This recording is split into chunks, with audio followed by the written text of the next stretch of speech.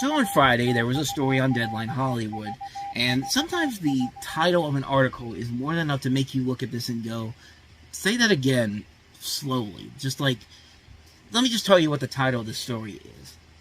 Pauly Shore has Richard Simmons' phone number, plans to win his blessing for film portrayal. I will repeat that. Pauly Shore, who has not done anything of relevancy in the last almost 30 years, has Richard Simmons' phone number for reasons that are beyond me. Like, why would he have Richard Simmons' phone number to begin with? Plans to win his blessing for film portrayal, which I had no idea they were even thinking about making a movie off of this. And if Pauly Shore was telling these people, hey, I should be good enough for a Richard Simmons movie, and I'm thinking, that studio probably thinking, who is this? And they just hung up the phone. But let's get to the actual article that the story comes from. Pauly Shore feels it's time for a Richard Simmons biopic. And Pauly Shore goes on to say, I've noticed all the reactions to me playing Richard Simmons in a new biopic, which, first of all, who is giving you these reactions to play Richard Simmons, honestly? Like, I'll keep going. The Encino Man actor, which that should pretty much tell you everything you need to know about Pauly Shore. If he hasn't done anything of noteworthy since Encino Man in 1992, then that's probably the first red flag right there. So he goes on to say, so I reached out to him. I hear he's living deep in Big Bear, which I actually had no idea that Richard Simmons was still alive. I thought he actually died a couple of years ago, but I guess the guy's still kicking. But we've been playing phone tag. Yes, he still has a phone, which, okay, so what point are you trying to make here?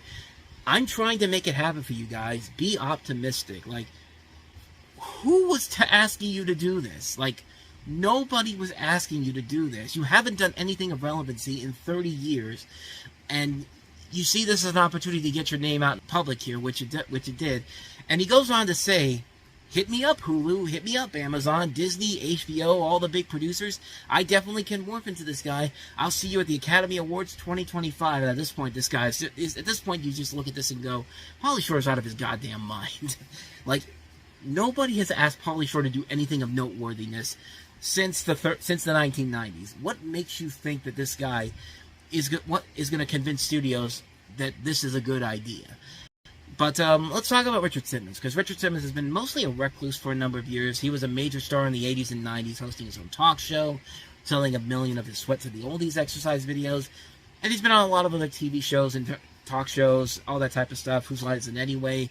And TMZ actually produced a documentary about what really happened to Richard Simmons, about his examination of his retreat from the public spotlight, and he shared that he's thanking fans for his kindness and love, but Shore is hoping that the Simmons biopic can return him to prominence, which Richard Simmons has been out there, dude. Like, you clearly are the one that's out of prominence at this point. I do truly miss acting, and I miss being on set. Hopefully it happens. Like, the guy clearly is losing his mind here. Like, really, like, this whole thing, like, I mean, looking at him, maybe he could pull it off, but at the same time, but again, what has Pauly Shore done in the last 30 years of noteworthiness besides Encino Man, besides Son-in-Law, besides In the Army Now, besides Jury Duty, these terrible movies, with the exception of Encino Man, which is a barely passable film?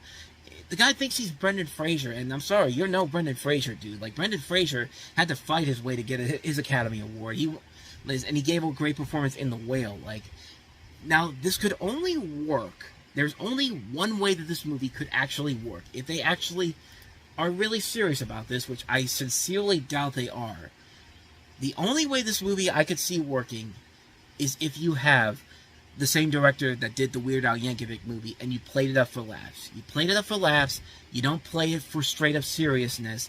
You have to play it on that same goofy level that the Weird Al Yankovic movie with Daniel Radcliffe did, because that movie was amazing. And even then, if you had Pauly Shore, if you had that director, I should say, doing this movie, it would still probably suck because it's Pauly Shore, and Pauly Shore is, like I said, like you keep saying, has not done anything of relevancy in the past 30 years. Like, but the difference, there's a lot of difference. There's a difference between, like, a Richard Simmons biopic would be a good idea, but you need to get a really good actor to play him. And Pauly Shore is not a good actor. Pauly Shore's style of humor is so not funny or anything intriguing whatsoever. And there are so many other actors that I think could play this role better. Like, the first thing I thought of when I thought of a Richard Simmons biopic, I'd say Sean Hayes from Will and Grace. Like, we saw how good he can be as Curly from the Three Stooges in the Farrelly Brothers movie, and he looked very good, and he played that part very well here. And I could definitely see Sean Hayes playing that role here very well. If I had to pick somebody else, I don't know if he's still acting right now, but Peter McNichol. Like, Peter McNichol is somebody that I could see fitting that role pretty well. Like he's got that charisma, he's got that style of comedy that could really fit that role very well here. I would rather see both of them before I see Pauly Shore doing a movie about Richard Simmons. I mean, because Richard Simmons has got that big forehead of his, and it's going to be tough to do that unless you have really good makeup people working on that, which, I mean, there's been a lot of good makeup work in that film over the last couple of years, so that wouldn't be really surprising if they actually got a well-known actor to play that role. I'm just trying to think of who's a good actor.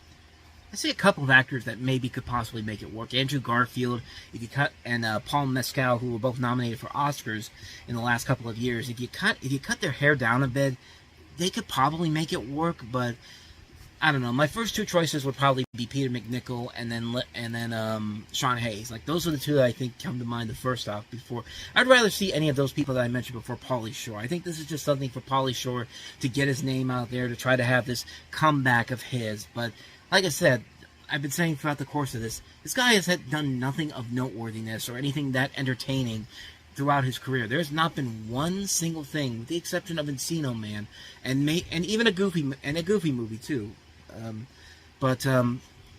Other than that, though, this guy really has not done anything of noteworthiness. And I just feel like this is something that he's just trying to do to essentially get his name back out there and get the people talking about him. You know, hey, call me up. I'm not going to be busy for anytime soon because nobody pretty much remembers who I am for the most part.